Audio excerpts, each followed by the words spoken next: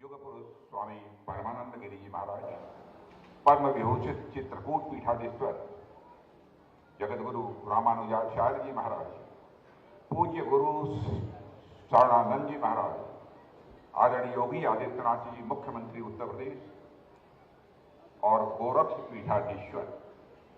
यहाँ पर सचमुच उन्हें मैं केवल मुख्यमंत्री के रूप में नहीं देख रहा हूं, बल्कि गोरक्ष पीठाधीश्वर के रूप में उन्हें देख रहा हूं।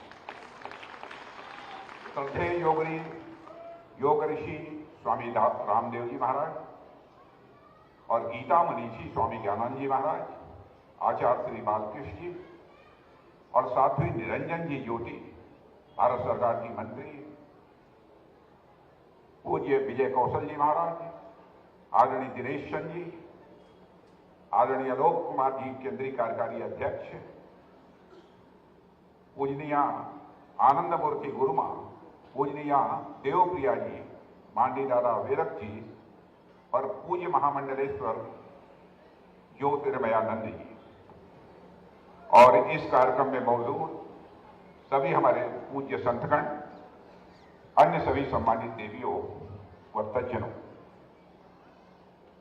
आज जब मैं संतों के बीच यहां पर उपस्थित हूं, तो अपने भीतर के एक भाव को आप सबके समक्ष अभिव्यक्त करना चाहता हूं। जबकि ऐसे कार्यक्रम में जहां पर बड़ी संख्या में संत उपस्थित हों और विचार व्यक्त करने के लिए मैं खड़ा होता हूं,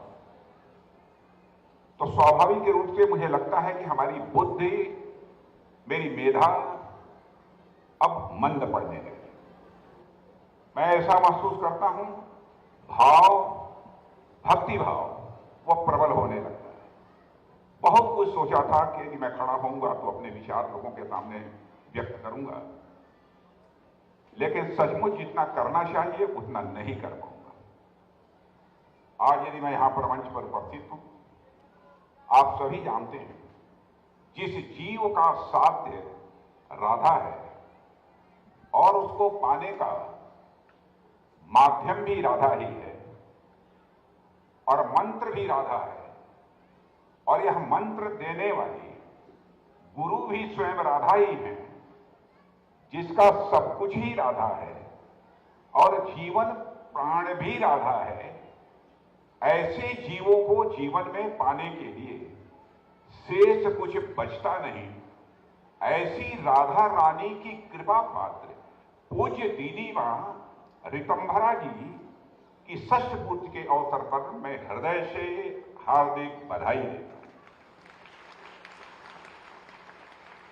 वैसे कैलेंडर के हिसाब से तो यह वर्ष का पहला दिन है, और इस अवसर पर साधुओं और सन्यासियों का आशीर्वाद मिलना यह बहुत ही एक सौभाग्य का विषय हुआ करता है। और मैं दीदी ऋतंभरा मां के बारे में जानता हूं, आप सब जानते हैं कि आज जो भव्य राम मंदिर का निर्माण अयोध्या में हो रहा है, उसमें कितना बड़ा योगदान उनका है। और मैं उस घटना को भूल नहीं सकता जब मैं उत्तर प्रदेश में भारतीय जनता पार्टी के यूथ विंग माने युवा मोर्चे में जब मैं काम कर रहा था, कानपुर में मेरा कार्यक्रम था, मैं लौट रहा था, सड़क के किनारे एक बहुत बड़ी सार्वजनिक सभा हो रही थी। ओज पूर्ण वाणी पहली बार अपनी गाड़ी खड़ी करके मैंने सुना था। वो ओज पूर्ण वाणी यदि किसी की थी, हमारी पूज्य दीदी मां ऋतंभरा जी की वो ओज पूर्ण वाणी।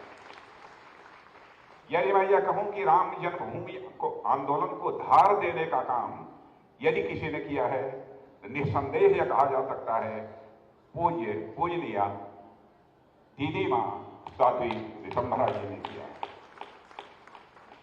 आज की भाग दौड़ की जिंदगी में जहां लोगों को खुद के लिए समय बहुत ही मुश्किल से मिल पाता है, उस दौर में एक ऐसी पीठ का संचालन करना जो खुद के लिए नहीं बल्कि समाज के उत्थान के लिए कार्य करती हो, यह अपने आप में मैं मानता हूं कि बहुत बड़ी बात है।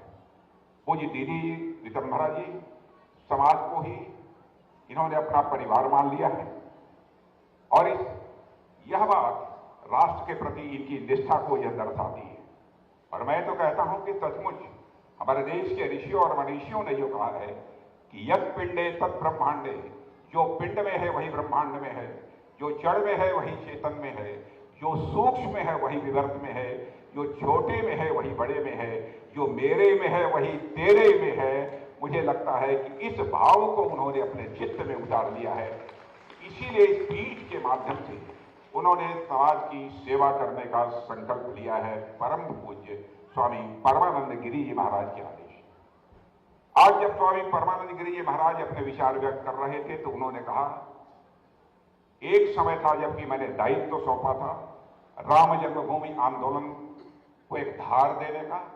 उस दायित्व का निर्वहन पूज्य यहां साध्वी ऋतंभरा जी ने तो किया है, लेकिन अगला दायित्व उन्हें यह देता हूं, अब सामाजिक समरसता इस देश में पैदा करने के लिए अपनी दायित्व का निर्वाह करें।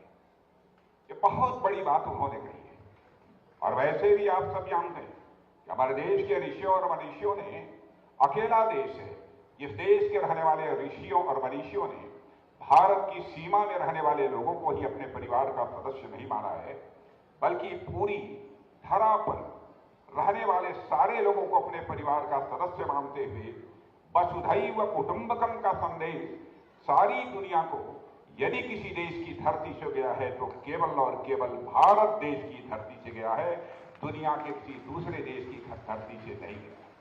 शायद इसी सोच के आधार पर उन्होंने यह आदेश दिया है, आगे सामाजिक समरसता के लक्ष्य को प्राप्त करने के लिए हमारी पूजनीय साध्वी ऋतंभरा जी भविष्य में काम करेंगे। आज यदि हम सब यहां पर मौजूद हैं तो सचमुच आज सभी संतों का आशीर्वाद प्राप्त कर हम सभी लोग अपने को धन्य महसूस कर रहे हैं। लेकिन मुझे ऐसा लगता है देवियों सज्जनों कि आप सभी संत भी उत्तर प्रदेश में एक विशेष वातावरण का अनुभव आप निश्चित रूप से करते होंगे, क्योंकि उत्तर प्रदेश तो स्वयं एक संत के द्वारा इस समय चलाया जा रहा है। गोरक्ष पीठाधीश्वर और उत्तर प्रदेश के हमारे यशस्वी मुख्यमंत्री श्री योगी आदित्यनाथ जी को मैं बधाई देता हूं। वह जिस प्रकार से उत्तर प्रदेश की शासन व्यवस्था चला रहे हैं, उससे जनता के मन में तो सुरक्षा का ही नहीं बल्कि एक समृद्धि का भाव पैदा हुआ है और साथ ही साथ एक गौरव का भाव पैदा हुआ है। जानबूझकर मैं अपनी इस भावना को आप सबके सामने अभिव्यक्त कर रहा हूं। इसके साथ ही साथ हमारे संतों के मन में भी यह भाव आया है कि जब तक वे लोग आपकी शासन व्यवस्था में रहेंगे, प्रदेश के आध्यात्मिक और भौतिक विकास के उत्थान को दुनिया की कोई ताकत रोक नहीं सकती, वह निरंतर चलता ही रहेगा। और आज जब मैं इस कार्यक्रम के लिए मंच पर मैं चढ़ा और गेरुए वस्त्र में मंच और मैदान दोनों स्थानों पर जब मैंने अपने संतों को देखा तो सचमुच मेरे अंदर भी एक दिव्यता का भाव पैदा हुआ। एक दिव्य वातावरण यहां पर दिखाई दे रहा। और वैसे भी जिस धरती पर जिस क्षेत्र में कान्हा रमण करते हैं वहां तो दिव्यता रहेगी ही रहेगी, यही बैठकर मैं सोच रहा था। और देवियों सज्जनों, जब भी भगवान कृष्ण का जिक्र आता है तो हमारा हृदय ही नहीं, आप सभी का हृदय भक्ति भाव के साथ भर जाता है। हमारे प्राचीन शास्त्रों में भी कहा गया है, कर्षति आकर्षति इति कृष्ण, अर्थात कृष्ण वह है जो आपको आकर्षित करता है। अब जिसके नाम में ही कर्षण हो, उससे भला कोई क्यों न आकर्षित हो। कृष्ण के नाम में ही सुख है, इसलिए भगवान कृष्ण की इस नगरी में मेरा रोम रोम मैं कह सकता हूं सुखी ही नहीं हो रहा है, बल्कि भक्ति भाव से भरा हुआ है। देवियों व सज्जनों, वृंदावन में आप सब देखते होंगे अनेक विदेशी लोग यहां पर रमण करने के लिए आते हैं, फिर यहां पर दर्शन करते हैं भगवान कृष्ण का, और उसके बाद भक्ति में ऐसे रम जाते हैं कि बहुत सारे आपने विदेशियों को देखा होगा, यहां पर आकर उन्होंने सारा जीवन गुजारने का अपना फैसला कर लिया है। ऐसे सैकड़ों ही नहीं बल्कि हजारों की संख्या में विदेशी जो वृंदावन आए होंगे वह यही के बनकर रह गए होंगे, भगवान कृष्ण के ही वह बनकर रह गए होंगे। उन्होंने अपने जीवन में उनको स्वीकार कर लिया। और मैं मानता हूं कि इसका उत्तर एक है कि उनको भगवान कृष्ण और राधा रानी की भक्ति में तथा यहाँ के वातावरण में ऐसी शांति की अनुभूति होती है जो शांति उन्हें कहीं भी दुनिया में किसी दूसरे देश में नहीं मिल सकती।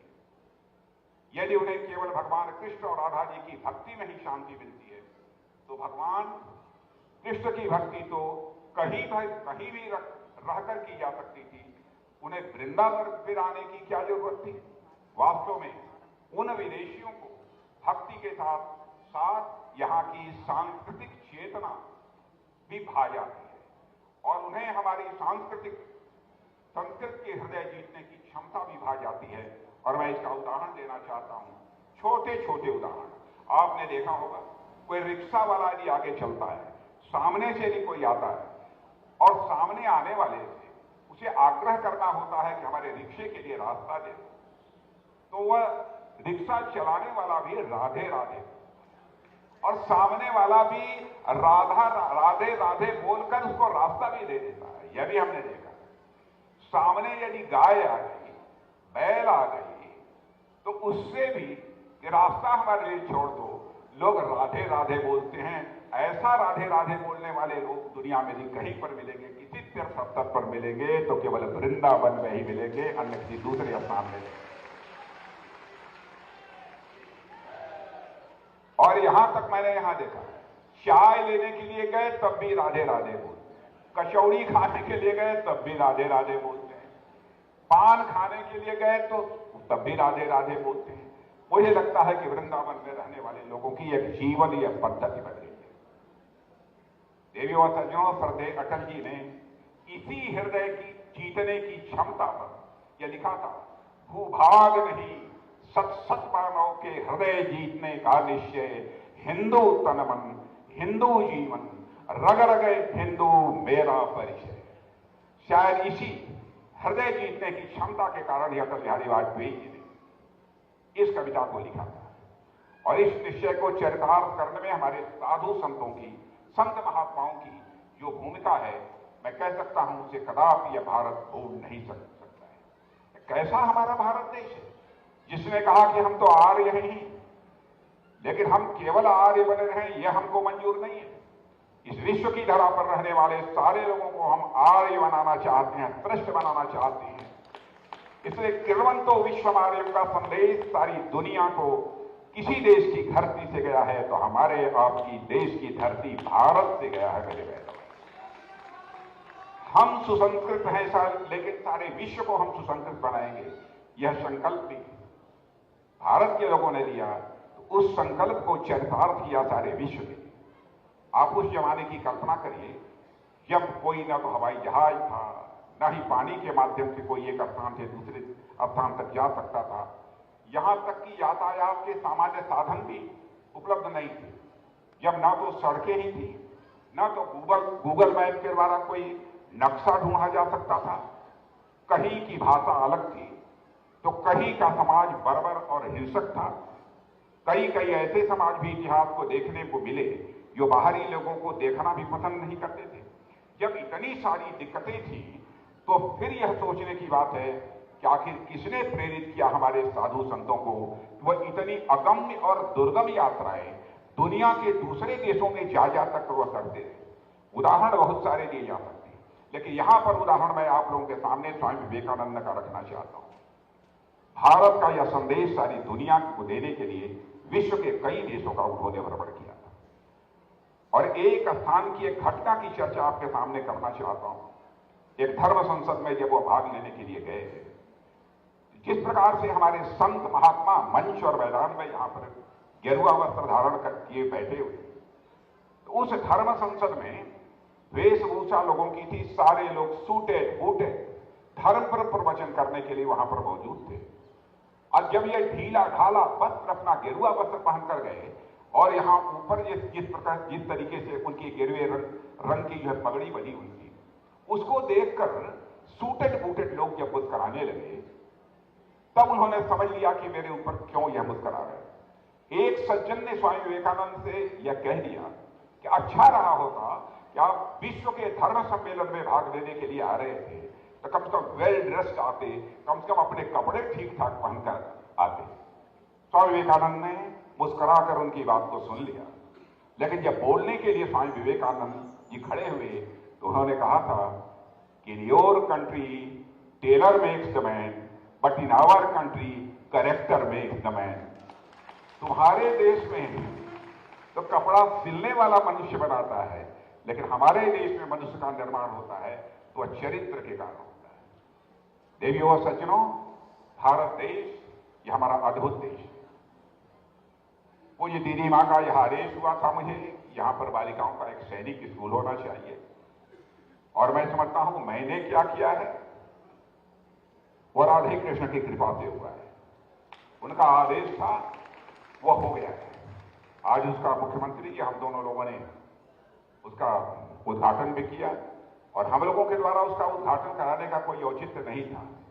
जिस नगरी में हो रहा था उसका उद्घाटन किसी संत के द्वारा हुआ होता, लेकिन मुझे संतोष इस बात का हुआ कि जब मैं खड़ा हुआ उद्घाटन करने के लिए तो साथ में हमारे मुख्यमंत्री नहीं, गोरक्ष पीठाधीश्वर महंत योगी अवैधनाथ जी उद्घाटन के समय मौजूद थे, इसलिए मुझे संतोष हुआ है।